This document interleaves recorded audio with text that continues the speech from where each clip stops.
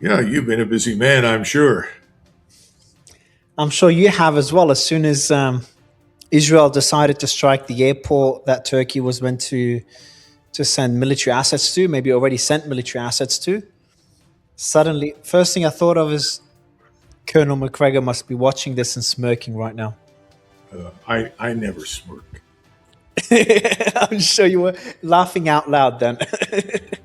um, but yeah, that's a pretty extraordinary event yesterday. There's a lot of talk about these two countries clashing. And Tom Barrack, when he was talking to Israeli media, he told I-24 News. So just for the audience that doesn't know, so yesterday we got news that Israel struck an airport in Syria. That first time they strike Syria in I think about a year, and that Right. airport was about to be used by the Turkish military. And I think they had personnel there to deliver military assets. Some reports that there were Turkish military assets already there. We got a report that the Israelis did meet and speak to Turkey beforehand, and they spoke to Syria beforehand and warned them about Turkish expansion into Syria, and they struck it. I saw satellite images of the craters on the runways. I don't think there's any Turkish casualties or any Turkish military assets actually destroyed, but we don't know. That's based on the satellite images I've seen. Maybe you've got more information. I'll read Tom Barrack's comments afterwards, but I'd love to get your thoughts on this development. Well, as far as I know, there were no Turkish casualties. Whether or not there was any equipment there, I have no idea. I think what we need to take away from this is sure, I'm confident that some form of comment or warning was issued, which I'm sure was taken as an insult and ignored, especially in Ankara. But then I also think they waited, watched probably on satellite surveillance. They watched to see the Turkish officers who were sent there to survey the place and evaluate it leave. And after they left, that's when the Air Force came in and demolished the airfield. So that much I think we can say. When this first began, this sort of Turkish-Israeli agreement that we crafted in order to promote the dissolution of Syria, in other words, its liquidation and then its resurrection subsequently in the hands of our friends from ISIS. A number of things were discussed, but I said that at the time I thought it was the Middle East's version of the Nazi-Soviet pact in 1939. That it was a temporary cessation of hostilities. It would not last, and inevitably there would be an Israeli-Turkish war. So I fully expect that that will occur at some point in the future. This is an extraordinarily bad time for Israel to cultivate bad relations with the Turks, because the Turks, despite all of the unkind things said by both sides, have continually transported oil from Azerbaijan through Turkey down past Syria and into Israel. The Turks have also sold billions of dollars worth of goods, especially agricultural products, to the Israelis. So Erdogan had practiced what he does best, which is to talk out of both sides of his mouth. On one side, he was pouring buckets of filth and abuse all over the Israelis for their mass murder in Gaza and their actions in Lebanon. Then he turns right around and essentially does business with them. And this has been a sore point, I think, with a lot of people in the Muslim world. Most Americans are completely unaware of it. I don't think most Europeans care. But I certainly think in the Islamic world, this has not gone down well. But there's been a lot of water under the bridge since then. Since then, we've seen lots of cooperation between the Iranians and the Turks to deal with the Kurdish problem. And the Kurds, of course, not all of them, but a large portion of them are exceedingly dependent upon Israeli support, arms assistance, and intelligence. And indeed, we cooperated with the Mossad in a vain hope of stirring up a Kurdish rebellion / invasion of Iran. The Iranians had them targeted, destroyed them, and I don't see much evidence that that's going to happen. And of course, the Turks had no interest in letting that be successful either. So now what? Everyone says, well, Turkey is a member of NATO. Is that really meaningful? I'm not sure that it really is. I think that Erdogan is perfectly willing to stay a member of NATO and wage war with anybody he cares to anywhere in the world. The question is, what do we do about it? Well, we're over a barrel because, of course, President Trump has recently pointed out that one more time that Mr. Erdogan is a personal friend of his, and he has a great relationship with Mr. Erdogan, and things are really great with the Turks. Well, they're not so hot right now. So I don't know what it means short term. I just think long term, it's another indicator that you're going to see a collision between the Turks and the Israelis. And as I say, it's a very bad idea on the part of the Israelis, because in the meantime, you've had this new alignment, Saudi Arabia, Pakistan, Turkey, and everybody has said, well, what's it really about? Well, contrary to popular belief, it's not about attacking Iran. I'm sorry, it is not an anti-Iranian alliance. It has a great deal to do with putting an end, ultimately, at some point in time, to the Greater Israel Project. They're not going to allow that to succeed. So under the circumstances, you would say the prudent thing for the Israelis at this point is to find a way to avoid any unnecessary collision with Turkey until certainly this issue with Iran is settled. Well, they've chosen not to do that because, well, they're arrogant, and they're also completely confident that they have control of us. And they seem to think that in addition to fighting the Iranians, that we could be dragged into a conflict with the Turks as well. And of course, they've also built an alliance system in a sense because they're closely aligned with the Greeks and with Cyprus against the Turks. And they hope that our Mediterranean fleet and whatever forces we have could be employed in that endeavor. Ultimately, everything's shaping up brilliantly for a much larger regional war, something no one expected.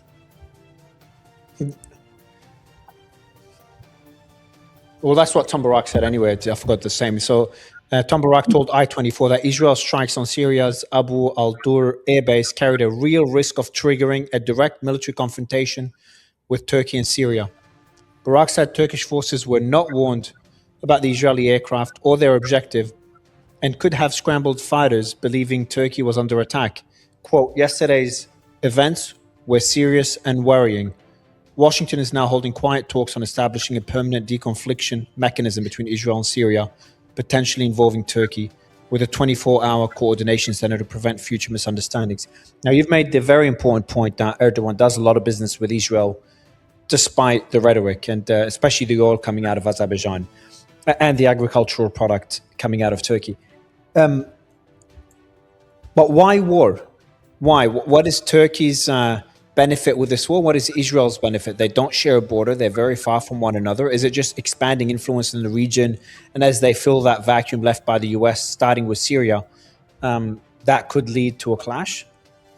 Well, I think from the Turkish standpoint, privately, they regard Syria as a Turkish province. They also regard most of northern Iraq as a Turkish province. Turkish generals have made it very clear to American generals for many, many years in Iraq during the occupation that as far as they were concerned, places like Erbil were Turkish cities. And remember that the northern oil fields that we regard as part of Iraq were historically part of Turkey. And the Turks were very angry after World War I that all of that was taken from them. So I think the Turks have a different view of the region from what you're suggesting. And they think that the Israelis are encroaching on them.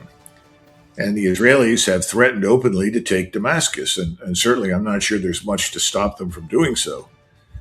But remember that when the Turkish foreign minister arrived for his first meeting in Damascus with the new ISIS graduates that have taken over the country, he first went to a mosque where a Turkish sultan is interred. I've forgotten the name of the sultan. This has been a few years ago. And that was a huge signal to everybody in the region who knows anything about the Turks and the history of the region that the Turks were back. That was not an accidental visit. That was a signal to the Israelis that the Turks will not tolerate the capture of Damascus. So I think this whole business is far more serious. Now, they have this new alignment with Saudi Arabia. Can Saudi Arabia compensate for whatever business they may lose with the Israelis? Well, perhaps.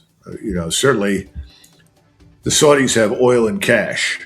The Turks and the Pakistanis need both. So I'm sure that's part of the consideration. But at some point, you reach a decision where all of these other rational calculuses don't matter anymore. If anyone was rational in 1914, Germany and Russia would never have gone to war. Yeah. Germany and Russia were each other's top trading partners. They had a very profitable relationship. They had a very good national security relationship. Russia and Prussia, Germany, were effectively committed to no aggression against each other, and to the extent they could, to help each other and stabilize. Even Austria-Hungary, to a large extent, fell into that category. But what happened? You got a war anyway. So whatever benefits Turkey accrues from cooperating with the Israelis, which of course involves us because we're anxious to ensure that Israel, Greater Israel, succeeds. So we're the Israeli agent that negotiated the original agreement behind closed doors between Turks and Israelis on how to divide up the region. And obviously we want the Israelis to have their Greater Israel. But that may no longer be acceptable to Mr. Erdogan. He may read the tea leaves differently. He may judge the situation to have changed. And remember, I've always sort of tried to characterize him as a sort of bird of prey that sits on the top of the telephone pole and waits for the roadkill, and then goes down and grabs it and devours it.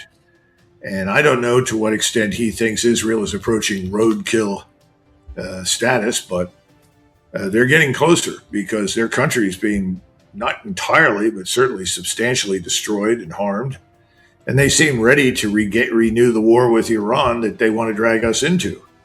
So all of these, I think Mr. Erdogan is not going to act foolishly or emotionally or quickly, but I think he's getting closer to the action point. How significant would it be if they do get these F-35s? We talked about them before. They're still trying to sell their S-400 air defense systems to get the F-35s they've been waiting for years from the US that Israel's trying to sabotage. And the next question I want to ask you about the nukes that the US has in Turkey, but that's a separate question. But maybe we can add them both together because there is nukes that are inside Turkey. I don't think Turkish. I was speaking to a guest who did mention something along the lines of these nukes could be. They're not. They don't need launch codes or anything. They're just a bomb, so they could be dropped from an aircraft. So the fighter jets, Turkish fighter jets, could actually potentially drop these nukes. I'm not sure if you have more context on this. Well, I know that I wrote a memorandum that was designed for President Trump that I sent over to the White House while I was in the Pentagon, urging him to withdraw all the nuclear weapons from Turkey. And at the time, I argued that this was a prudent action, that we didn't need them anymore. They were originally placed there for potential use against the Russians. And I think most of them are gravity bombs. I think like the B-61, maybe one of them. I don't remember all the designations, but these are Air Force delivered nuclear bombs that don't need, they're not launched, let us say, as cruise missiles or tactical ballistic missiles. And I thought it was a good idea to get them out because at some point, you might have a decision made at very high levels to take control of them, not for the purpose of using them, but potentially to prevent us or anybody else from getting to them. It's a possibility. I've thought that Turkey's position in NATO has been very fragile for a long time. And I had personally very positive experiences with Turkish officers. I worked with them. I thought they were very professional. I thought the Turkish military was very professional. It was very, very tough, very, very serious. So I see them as a powerful actor on the ground, certainly in the Middle East. But I just thought it was prudent for us to get those nukes out. Obviously, that never happened. Nothing changed. I think that's unfortunate. But I don't think it's the emergency. Because if the Turks actually need a nuclear weapon, they'll get it from Pakistan. And the Pakistanis have made that very, very clear. That was made clear to us back in 2011. The Turkish General Staff said, look, if we need a nuclear weapon, we don't need you. The Pakistanis have promised it to us. So that's why you're seeing this Pakistani-Turkish Saudi Arabian alliance. They're not just Sunni Muslims. There are other things involved in this. So I don't know. I think it's, this is the kind of thing that when you go to war without having prepared to do so, without having looked at all the consequences, both anticipated and unanticipated, you can provoke a regional meltdown. And I think that's what we're watching. I laugh. I listen all the time to people say, well, when this is over, President Trump has this magic formula. He's changing the architecture of the Middle East. Well, he's definitely changed the architecture, but I don't see any magic formula. And I don't see any future role for us. So that's the problem right now. And I don't think that President Trump is prepared to accept that reality. And I don't think the people around him will let him do that. The Israelis certainly won't, because Israel's whole existence at this point is going to depend on our continual presence and support for them. And if we pull out lock, stock, and barrel, which I'm sure at some point we will do, probably sooner rather than later, they're going to be very unhappy. That's why you've heard these discussions about stationing U.S. forces on Israeli territory.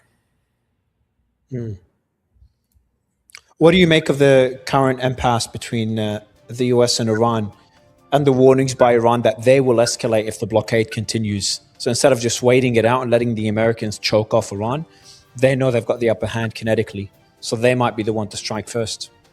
Well, I think they do have the initiative strategically. They control the high ground, so to say. They're in control of the strait. Somebody said to me, well, we still know that some number of barrels of oil are getting through every day. Maybe one ship gets through. And of course, I'm sure there's a certain amount of graft. If you pay the IRGC enough on the side, I'm sure they'll let you go through with something. But none of that makes up for the loss that we've taken through the closure of the strait. Now, Mr. Trump can talk about how he's in control, and I guess he wants to make that part of the world U.S. territory. I can't wait to see numbers of Americans line up for the purpose of migrating into this new territory and settle it.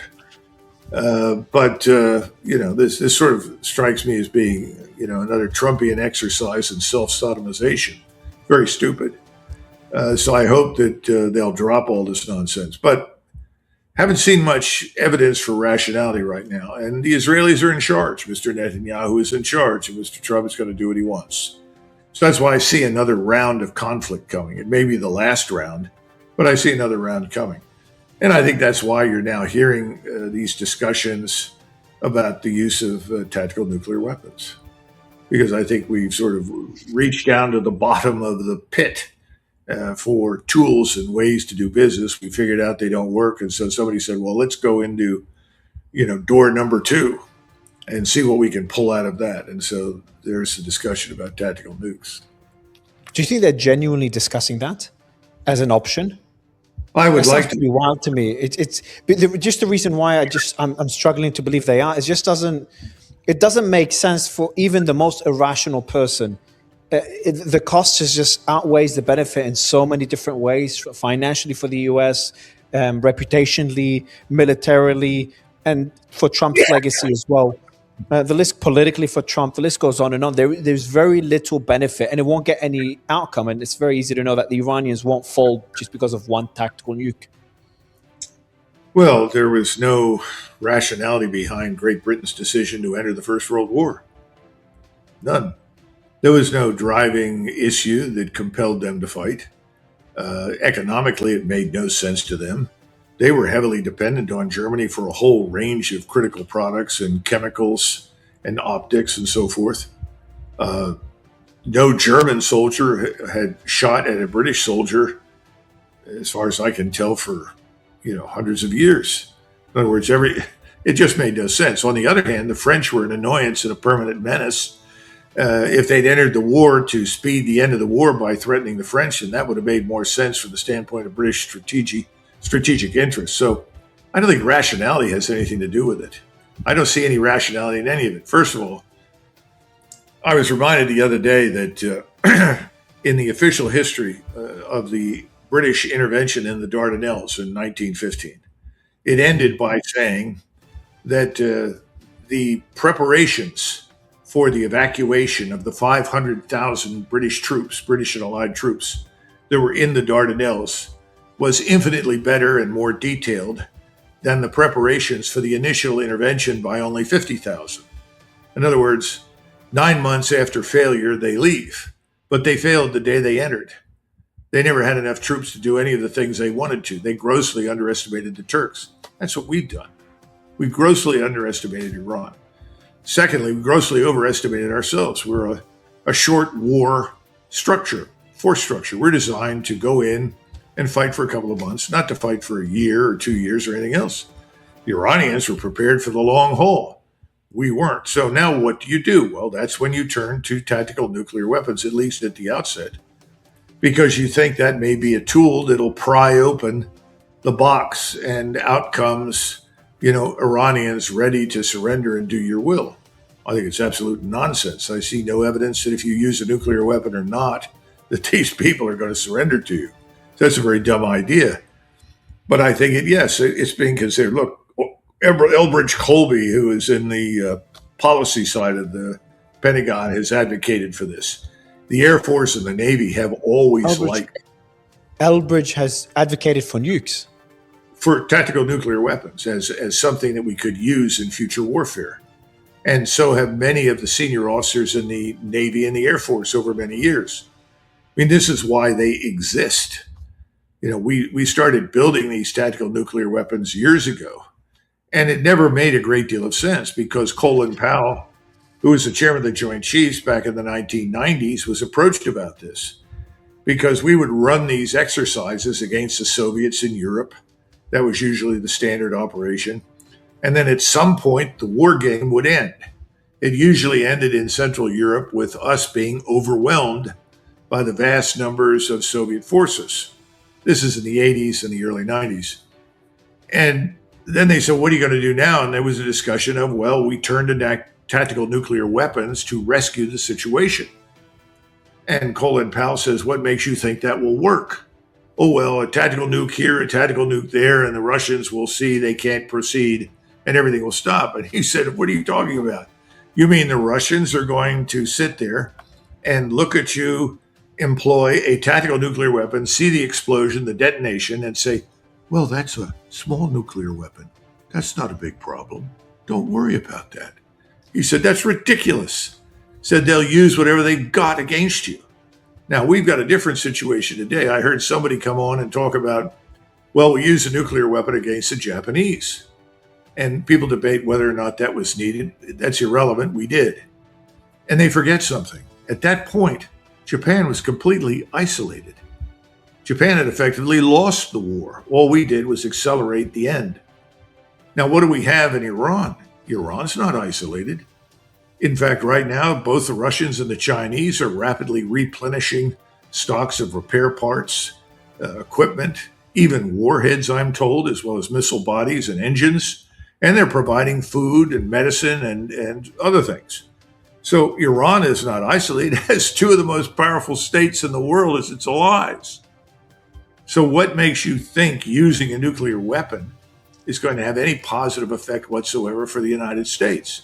All it does is open Pandora's box, convinces everyone that we're completely crazy, that we cannot be trusted. Everybody knows that anyway, but now they'll absolutely conclude that. And the Russians and the Chinese will change many of their policies and approaches.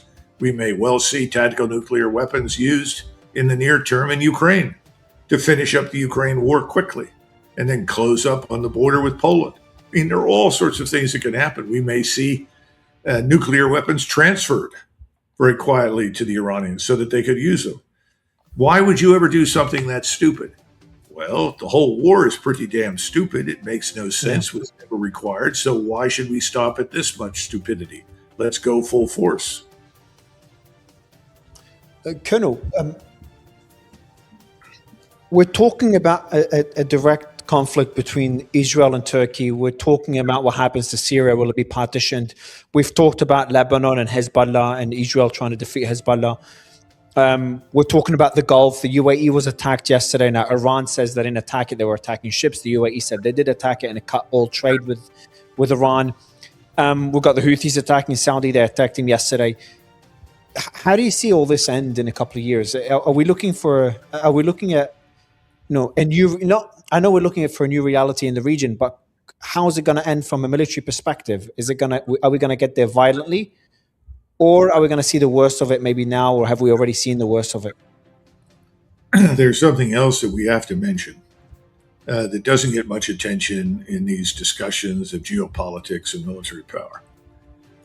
We're watching the bond market crash in the United States. We've seen best to intervene in all of that to buy up long-term bonds, the 30 years, in order to drive down yields, at least temporarily. And we watched the stock market profit from this as another injection of liquidity. This works on a very short-term basis, but it sets up a catastrophic outcome long-term. And the question is, how long-term is that? And again, people who are much smarter than I am and have much better information than I do in the marketplace, like Jeffrey Gundlach is a good example, someone you might consider bringing on. You talk to Pilkington, you've talked to Curie. They've sketched out scenarios for you. I think the bond issue is a very serious one in the United States. And everyone says, once you're over 5% in the 10-year, everything collapses. In other words, the dollar itself as a currency is finished because you can't pay your debts. The national sovereign debt is too overwhelming. There are people right now who insist we're already in a national sovereign debt crisis. It's just that people aren't aware of it. They don't understand what's really happening. We've already seen what happened in Japan, and we used euros to prop them up. That's not a solution. Nothing is fixed in Japan. Nothing is being fixed in the United States. If we were serious about our own economic, and I would argue societal fragility, we would end this right now. We would simply say, we've done all that we can. We are going to disengage our forces, and we will resume discussions with the Iranians once we've disengaged our forces, but we can do no more. Now, why won't that happen? Because of Israel. The Israelis will not allow that to occur. Why not? They know that once we leave, we will never be back. And once we're gone, Israel is effectively on its own. And the question is, how long will Israel survive under those circumstances? So I guess what I'm saying is that you have on the one side the economic and financial fragility that's undermining our position globally, strategically, and also militarily. And then you have the misuse or abuse of American military power in a setting for which it was never designed to fight an enemy that it cannot defeat. So which of these blows up the United States first? Or do they both get together? Oh, they're very intertwined. They're very intertwined. The bond yields, like Japan, for example, that process has been sped up because of this war. Exactly. So I don't think it's a question of ending because we want to end it. It's going to end whether we like it or not. And I don't see how it ends in any particularly positive way, but the least damaging way would